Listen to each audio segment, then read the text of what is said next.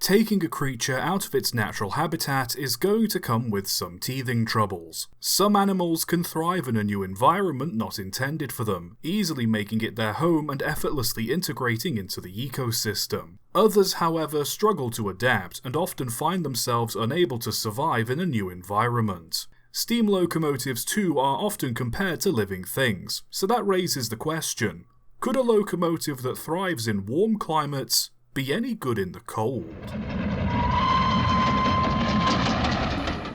By the 1930s, Soviet Railways was in need of some more powerful locomotives to keep up with the growing demand for traffic. The 10-wheeled S-series had proven to be reliable workhorses, but even these were struggling to handle the longer and heavier trains. What the railway needed was bigger locomotives, but if they built bigger engines then they'd be too long to navigate points and negotiate bends, and making their current engines more powerful would mean making them too heavy on their wheels, requiring the rails and track bed be upgraded to support the load. While plans were put in place to build a bigger engine with more driving wheels, attention was turned abroad to see how other railways dealt with the same problem. Naturally, articulated locomotives seemed to be the answer, and Soviet railways took a particular interest in the Garrett engines that had proven to be popular in Africa and Australia. Seeming to have the right balance of power, practicality and flexibility, they decided to trial one.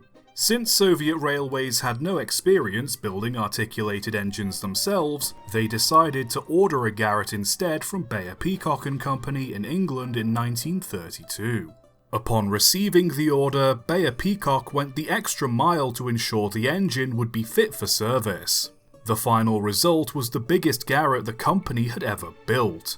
With a 482 plus 284 wheel arrangement, it had 1.5 metre driving wheels spaced for Russia's 5-foot rail gauge, 4 570 by 710mm cylinders, measured 33.2 metres long, 5.2 metres tall and weighed 262.5 tonnes when readied for service. An automatic stoker was fitted along with a very big superheater, the cab was lined with wood to help provide insulation, and all external steam pipes were heavily lagged and fitted with drain-offs to not only help insulate them, but also to allow crews to make sure no water remained in the pipes at the end of the day so as to avoid damage from it freezing. Classified as the series Ya-01, it was partially disassembled and had to be moved slowly to Manchester docks due to the sheer size of the boiler. It arrived in Leningrad and was reassembled in Proletarsky in 1933, initially being tested on the line between Yekaterinburg and Chelyabinsk. Considering the Garretts were used to operating in warmer climates, Ya-01 performed surprisingly well when it was working in temperatures as low as -40 degrees Celsius. A few months later, it was moved to Moscow where it was tested and studied at the Research Institute of Traction Reconstruction. The main goal was to assess whether or not the engine was capable of meeting the demands of the railway, and once testing was complete, the consensus was a resounding, maybe not. Initially, a Garrett design seemed to tick all the boxes for what the USSR needed. It was strong, flexible, and the layout meant there was space for a larger firebox, something that is often tricky to fit into a fixed-frame locomotive with a lot of driving wheels as the wheels and firebox tend to intersect. This is what made the Garretts popular on narrow-gauge railways, since it meant a standard-sized firebox and boiler could be used on a smaller-gauge locomotive without much issue. On the broader Russian rails, however, there was already more space for a bigger firebox compared to a standard gauge railway, so the potential to improve steaming characteristics that the design offered was already nullified. To make matters worse, the engine was found to use steam very quickly, making it quite fuel-hungry compared to the other locomotives already in operation. Despite how thoroughly the external steam pipes were insulated, it's noted that working in the cold still caused some heat loss and even condensation in the pipes, greatly reducing the engine's overall efficiency.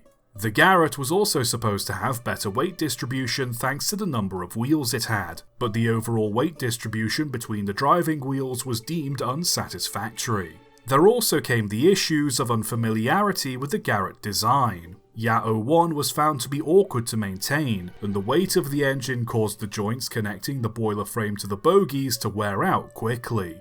Another issue that was common among Garratt was that since the fuel and water was stored on the engine's bogies, the locomotive would lose adhesive weight as it was used up.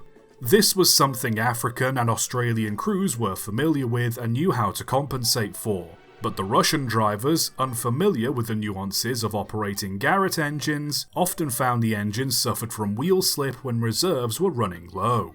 Its size also proved to be a major problem as the engine was too big to fit on most turntables or inside most engine sheds, further making the problem of maintenance that bit more awkward. Some of these issues could have been resolved by building facilities capable of servicing the engine, but this was a lot of money and resources to invest in something that was already failing to meet expectations.